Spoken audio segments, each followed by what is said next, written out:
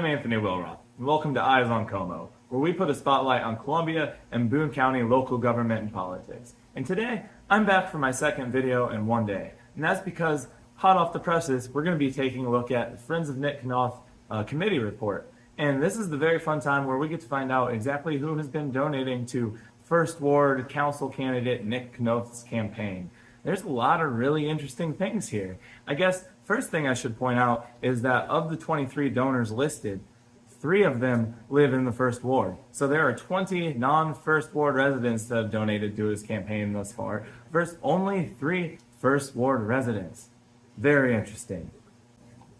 There are also an awful lot of people that list their occupation as real estate, development, or construction on here. Over 33% of them, to be exact. There are 8 people that list that as their occupation here. So he is the candidate of big development here in Columbia.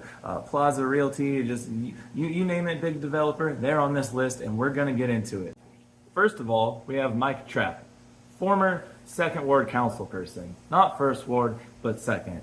Former because he doesn't live in Columbia anymore. He lives in Leavenworth, Kansas. I'd also point out that his brother, John Trapp, runs 4A Change, who is a nonprofit that is the exclusive nonprofit that the City of Columbia and the downtown CID pay to deal with our homeless population and interact with them. And he also runs Room at the Inn overnight shelter. Again, this is Mike Trapp's brother, John. And I can definitely reveal that I've had personal conversations with John that amounts to personal grievances he has against Pat Fowler. Not matters of policy, personal grievances. And his brother Mike, former 2nd Ward council person, turns up as the first donor on our list. Moving right along, we have Rhonda Carlson, who lists herself as self-employed in construction. She is also not a First Ward resident. She also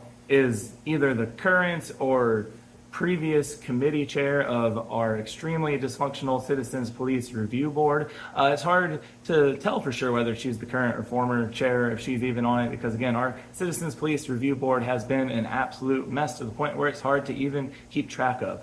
We've gone into a ton on our channel already about how SB 26 and the ordinance that establishes our CPRB is not effective, but that's not the only thing that's been going on with our CPRB. It was massively dysfunctional, oftentimes racist, and that was frequently led by Rhonda Carlson. So if you're a First Ward resident that was looking for improvement to our CPRB and Rhonda Carlson is supporting Nick Knoth in the form of donations, I think that you need to think long and hard about how can we not elect Nick Knoth, even though that Pat Fowler has dropped out of the race, because he is clearly not the CPRB reform candidate if one of his donors is Rhonda Carlson. Next up, we have Brian Toohey from the Columbia Board of Realtors, who just hosted a candidates forum. They usually endorse somebody. They haven't endorsed anyone yet, as far as I'm aware. But clearly, they had plans to endorse Nick Knoth, because here is someone from the Columbia Board of Realtors on Nick Knoth's committee report. Matt Pitzer, current 5th Ward council person, outgoing. He's not running again, but here he is donating against Pat Fowler's opponent, or I guess currently the only person actively campaigning for First Ward, Nick Knoth. Mike Grellner, Vice President of Plaza Realty, Ashland, Missouri. Not a Columbia resident, not a First Ward resident, Vice President of one of our biggest realtors here in town, Plaza. Next up, Alex Radman lists himself as real estate, not a First Ward resident as far as I can tell. Paul Land, president of Plaza Real Estate, not a First Ward resident. Steve Schultz from Bartlett West. Bartlett is a name that you'll see in the news here in Columbia frequently with Bartlett Engineering. Lots of battles about whether or not they can replat things here in Columbia, they can build what they want to build, things like that get before the council. And here they are donating to Nick Knoth. Brian Burks, Burks Real Estate Partner. More real estate people.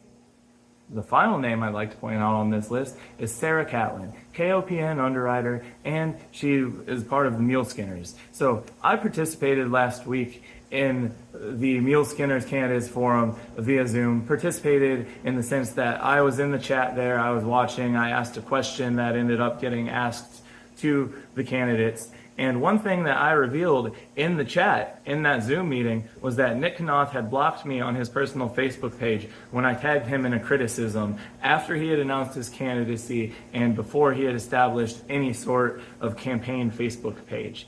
Sarah Catlin, acting as a moderator in that Zoom chat, immediately deleted it.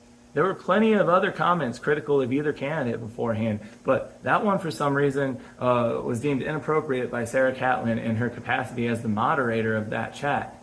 Now that she shows up as Nick Knoth's donor, you really have to wonder, was she acting in her capacity as moderator of that forum, or was she running cover for the guy that she wanted to win the first ward seat? One more thing before we go. If you take a look over at the disclosures for Columbia's school board candidates, as particularly Chuck Basie. If you're not familiar with Chuck Basie, he's running for school board, former state rep, Republican, all-around clown, not a serious person in any way.